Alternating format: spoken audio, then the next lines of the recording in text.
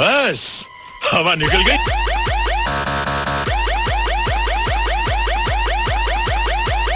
तू पप्पू को लेके भी आ जा और विजय वाघेला को लेके भी आ जा। बड़ी वार्ताओं नहीं करवानी और वीआरएस નું લઈને આવ્યો હોત તો તારી પપ્પા ફાડ નાખવા પુના નું લેના